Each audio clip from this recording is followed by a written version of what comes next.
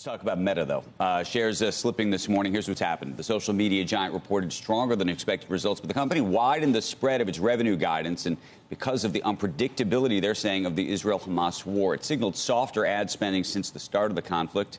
Joining us right now is Brad Erickson, RBC Capital Markets analyst, and Julia Boorstin at the table, CNBC senior media and tech correspondent.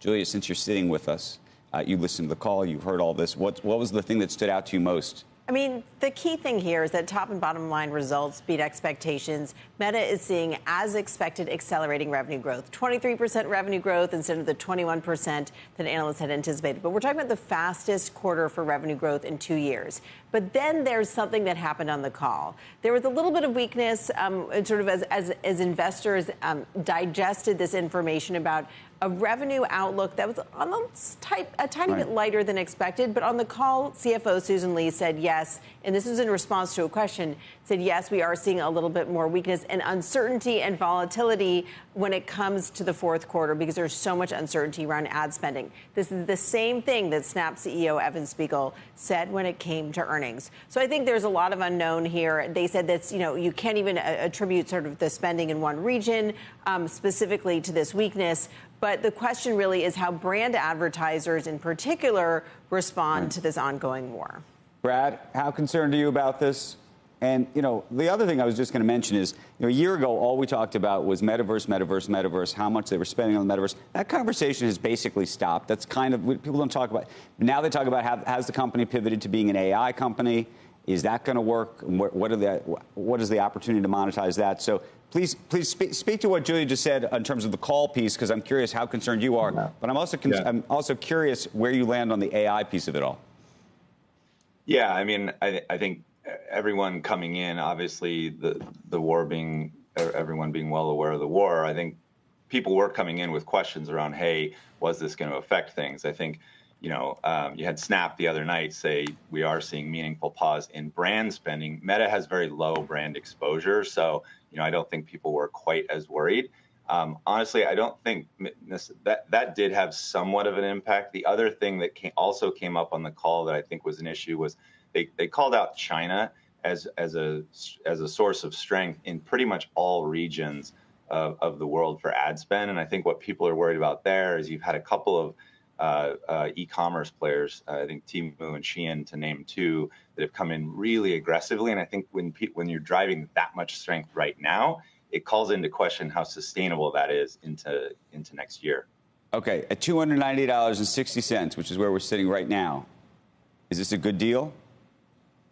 Absolutely, we think longer term. Yeah, stock's trading at 16 times earnings. They're a share gainer over the next few years, at least a 15+% earnings grower.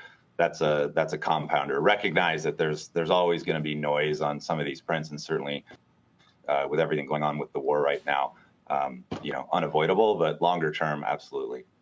And I would just point out, Andrew, in response to your comment about sort of what happened to the metaverse, Mark Zuckerberg did talk about the metaverse a little bit, but I think the way he pivoted was to say AI is part of everything. AI is driving our better advertising results now. It's going to make our ads more effective in the future. And, oh, by the way, the metaverse is also all about AI. And the way they talked about their headsets, these augmented reality headsets, and then these Ray-Ban glasses. I want a pair. Yeah, the Ray-Ban glasses have an AI assistant built into them. You could ask for advice through the AI glasses or ask for directions or information. And what he was saying is that all of that, initially it started out being about the metaverse. Now we're telling you that's all about AI. It looks so much cooler than the Google Glass does, because these look like regular-ish Well, yes, glasses. except that they don't have anything in them, except a camera on them. That's the only... And then they have these speakers. I just did a demo of them last week, and they have the speakers where you can say, hey, Meta, ask me, and then you can ask for a recipe or instructions or something. But is that, and let me ask Brad, is that from a technological perspective, do you find that, is that a killer? There you are.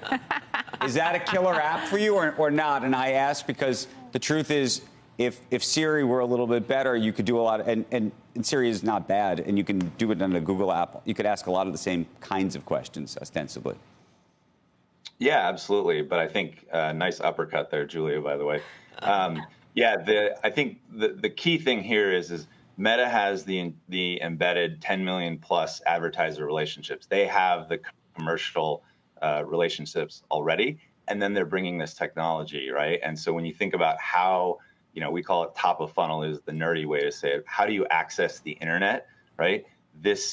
Mark is basically telling us this is one of the ways that people will increasingly access the internet in the future. And so you have to be able to stitch that technology together, the AI agent, the commercial relationships, how people shop. And by the way, no one's even thought about the fact that the AI also is being from an ad recommendation standpoint. You're suddenly selling to the AI, not just the human anymore, if you really think about it. So. Hold on. Now you've warped my brain there. You're selling to the AI. What do you mean by that? So if the AI is helping you navigate the internet, right? There's inherently so I have like a partner in crime that's helping me navigate things, exactly, right? Exactly. There's going to be some amount of subjectivity and subjectivity to how they help you navigate that relationship. And so thus the ads will need to reflect that because the AI will start to know you, right? If that makes sense.